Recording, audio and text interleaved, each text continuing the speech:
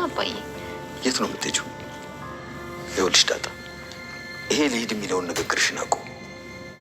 እኔ በሞት እንኳን አንቺ የትም አትሄጂም። እሺ። ደግሞ ነገ ሆስፒታል ቀጥራለች። ሰላም የደወለችውም ይሄን ልትነግር ይመስለኛል። ማን የቀጠረው? እማዬ። አንተን ሰላምን እማዬ ሆስፒታል ልትወስዳችሁ ነው። ሰላምን ቤቢን ይዘሽ በጠዋት እዛ ሆስፒታል እንገናኝ ብላታለች። ወይ እዛ መተኛ ካልፈልግ ግን የእንግዳ ክፍሎች እኮ ባዶ ናቸው። እዛ ተኛ፣ ካልሆነ ደግሞ እኔ ክፍል ግባና ተኛ። እኔ እዚህ ተኛለሁ። ችግር የለውም ዳጣ፣ አንቺ አትጨነቂ።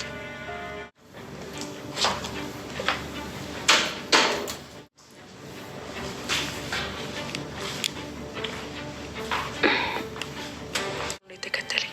እሺ ቆይ አርጁንስ? አርጁን ምን? አርጁንን ላግባ?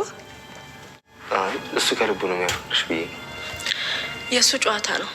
ለማንኛውም እማዬ የምናድርጋት ምን አባሽ ሊያመጣ ይሄ ወልዶ ካጅ እሱ እውነትህን ነው፣ ግን አውቋልና ከፍቶታል።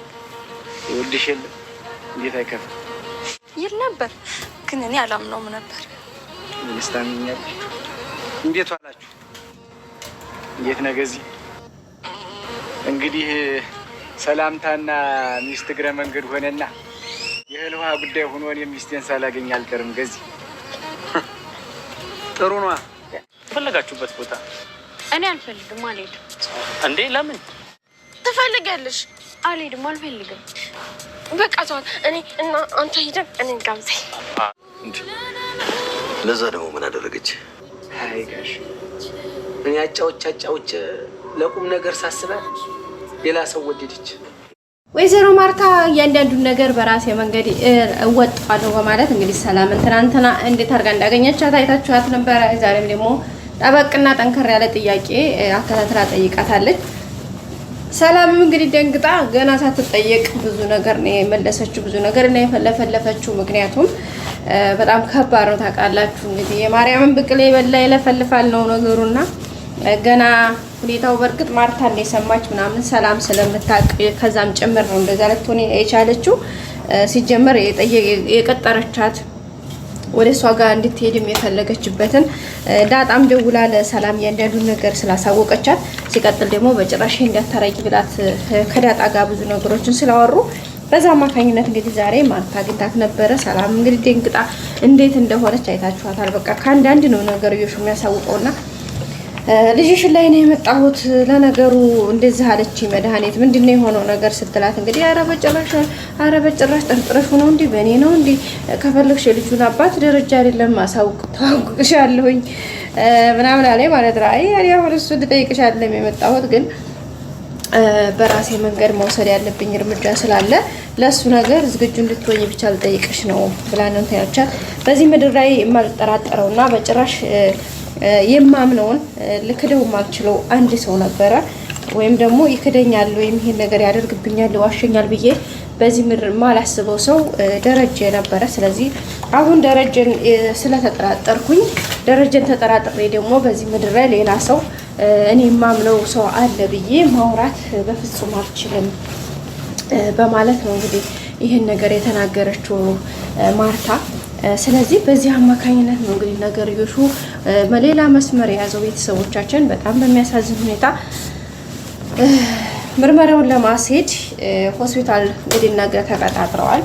ደረጀ አልሰማም፣ ግን ያው ሰላም ደውላለት ነበር። እሱ ማንሳት ስላልፈለገ ያው ሰላም ደውላ ለዳጣ ነግራታለች። ከዛ በዛም እንግዲህ ማርታ አሁን መታከላሷ ናት። ምግብ እየበላች አይደለም፣ እየጠጣች አይደለም፣ ምንም ነገር እየቀመሰች አይደለም። እንግዲህ ዳጣና አብጌል ሄደው ለማነጋገር ካለችበት ስሜት ለማውጣት ለመቀለድም ለመጫወትም በቃ የተወሰነ ነገር ቢሞክሩ የማርታ ፊት ግን በጭራሽ ለመፈታት ራሱ ሀሳቡ የለውም። እንኳን ፈታ ብላ ልትስቅላቸው እንኳን ልትቀልዳቸውና ምን ሆነሽ ነው ቢሏት ለመናገር ምንም ፈቃደኛ አይደለችም።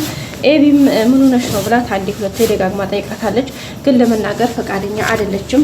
ብቻዋን እንድትሆነና እንዲተዋት ብቻ ነው ጥያቄ የምትጠይቀው።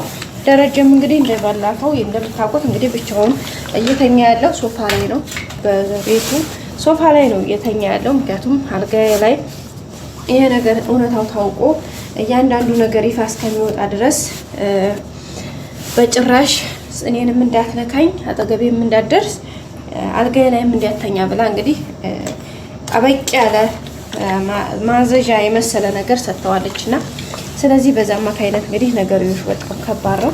ደረጀም እንግዲህ እንዳያችሁት ይሄው ኩምስስ ብሎ በጣም ነው የሚያሳዝነው። በጣም ያሳዝናል። እንግዲህ ያው የሆነው ነገር እሱም ትክክል ነው ብለን አይደለም፣ ስህተት ሰርቷል። ኦፍኮርስ ግን የሆነው ነገር ደግሞ ሲውል ሲያድር በዚህ ልክ ነገሩ ሌላ መስመር ሲይዝ በጣም ነው የሚያሳዝነው እውነት ለመናገር እና በጣም ነው የሚያሳዝነው ከምላችሁ በላይ። ኤኒዌይስ ብቻ እግዚአብሔር ይመስገን ስለ ሁሉም ነገርና ያው ደረጀም እንግዲህ እንደዛ እያለ ነው። ማርታም ነገሩን አፍጥጣ ይዘዋለች። ዳጣ እንግዲህ ስትነግረው ዛሬም እባክህ አባዬ እንደዚህ አለች እኮ ስትለው እሺ በቃ ሄዳለሁኝ ለነገ የምለብሰው ልብስ አዘጋጅልኝ ነው ያለው።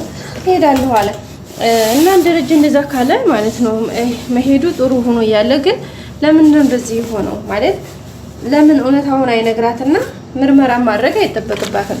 ቃል በቃል ስትጠይቀው አዎ ብሎ መናገር እየቻለ እሱ ምክንያቱም እውነቱን አምኖበት ስለሆነ ለምን እንደዛ መሆን ፈለገ? በጣም ከባድ ነገር ነው ቤተሰቦቻችን። ሲቀጥል ደግሞ ምናልባት ያሰበው ነገር ብዬ አሰብኩኝ ምንድነው እሱ የዲኤንኤ ውጤት ነገር ፌል እንዲያደርግ የሆነ ነገር ሊያደርጉ አስበው ከሆነ ብዬ አሰብኩኝ። አስባችሁታል? እዚህ ጋር ግን ማርታ አሁን በቃ በጣም እሳት ሆናለች።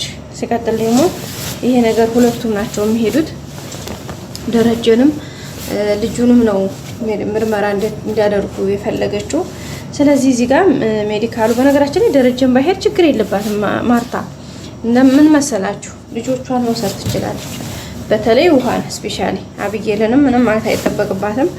ውሃንና የቤቢን ላሙና ተወስዶ የሁለቱ አንድ ላይ ውጤቱ ሪዛልቱ ይመጣል።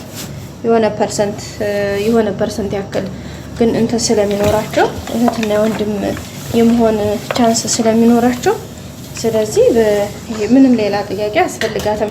ኢቭን ደረጀ እንኳ አልቀርብልሽም ቢላት ማለት ነው። ዳጣም እንግዲህ ሰላምዬ በጭራሽ ይሄ ነገር መሆን የለበትም አንቺ መቅረብ የለብሽም ምክንያቱም ጥሩ አይደለም ይሄ ነገር በጭራሽ የከፋ ነው የሚሆነው ስትላት ነበረ። ሰላም ደግሞ አይ መቅረት አልችልም በቃ ማርታ ነግራኛለች አዝዛኛለች ስለዚህ የተባልኩትን ነገር ደግሞ መፈጸም ግድ ነው ብላለች ማለት ነው። ሰላም ትመጣለች።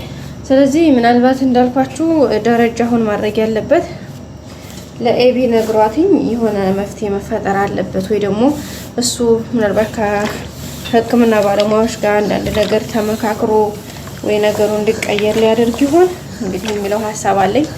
ምን ትላላችሁ ጋይስ? በእውነት ደግሞ ድጋሜ እሱ እኮ ቃሉን አላመንላትም።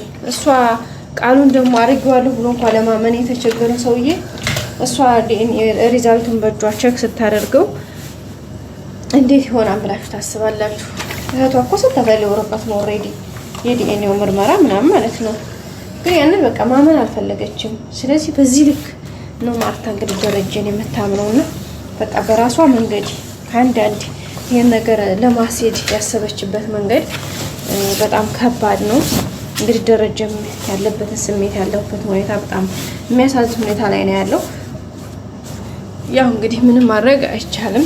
ያው የሆነውን ነገር በትዕግስት መቀበል ነው ውድ ቤተሰቦቻችን ከአንዳንድ ማለት ነው። ያው ለቀጣይ ደግሞ ሁሉም ነገር ተስተካክሎ መልካም እንደሚሆን ተስፋ እናደርጋለን። ውድ ቤተሰቦቻችን እንግዲህ ማርታ ያለችበት ሁኔታ ይሄን ይመስላል። በጣም ከባድ ነው ቤተሰቦቻችን በጣም ማለት ነው። አብጌል እንግዲህ በመጨረሻም ሄዳለች። እማዬን ጠይቃታለሁ ከአንዳንድ ማትነግረኝ ከሆነ ሌላ ችግር ነው። አባዬም እዚህ ላይ የተጨነቀ ነው። እሷም እንደዚህ ሆናለች። ስለዚህ ነገር ለምንድን ነው ብላለች እና ናታን ደግሞ ታያቸው በቃ እነሱ ያንቺንም ሆነ የኔን የሁላችንም እገዛና ድጋፍ ሲፈልጉ ይነግሩናል። ስለዚህ እነሱ እስካልነገሩን ድረስ ደግሞ ዝም በይ ብሏታል። እሷ ደግሞ አይ በጭራሽ ዝም ልልም አልችልም ናታን አንተ ደግሞ ዝም በይ ትለኛለህ። አባቴ እንደዚህ እየተጨነቀ እናቴ እንደዚህ ሆና እንዴት ነው ዝም ልል የምችለው? እኔ በሄማ አላደርገውም ብላለች። ስለዚህ ጋይሶች እየከባድ ነው። ቃዲስ ደግሞ ቀለበቱን ልግዛለሽ እያላት ነው። በጭራሽ ከባድ ችግር ነው። እንግዲህ ቤተሰቦቿ በዚህ ባሉበት ሁኔታ እሱ ደግሞ እንደዚህ ያለ ነው። ቀጣይ አዲስ ቪዲዮ እንገናኝ ቤተሰቦቻችን። እስከዛ ላይክ፣ ሼር፣ ሰብስክራይብ አድርጉ። ሁሌም ወዳችሁ ፈቅዳችሁ ስለምትከታተሉኝ በጣም አመሰግናለሁ ቤተሰቦቻችን። እንግዲህ ያለው ነገር ይሄን ይመስላል። ቃዲስ ደግሞ ወርቅም ላንቺ ያንስብሻል፣ ዳይመንድ ነው ቀለበቱን የሚገዛልሽ፣ እንደውም ዳይመንድ ራሱ ያንስብሻል እያለ ነው። እንደው ይቅርታ አድርጉልኝና ቤተሰቦቼ የቃዲስን ነገር እኔ ምንም አላመንኩትኝ፣ እንዲህ ምንም አላመረኝ ነው የምላችሁ። እንደው አለቀጥ ይሄ ሃይማኖተኛ ያጫወተው ሰው ጥሩ አይደለም። ቀጣይ አዲስ ቪዲዮ እንገናኝ። ሰላም።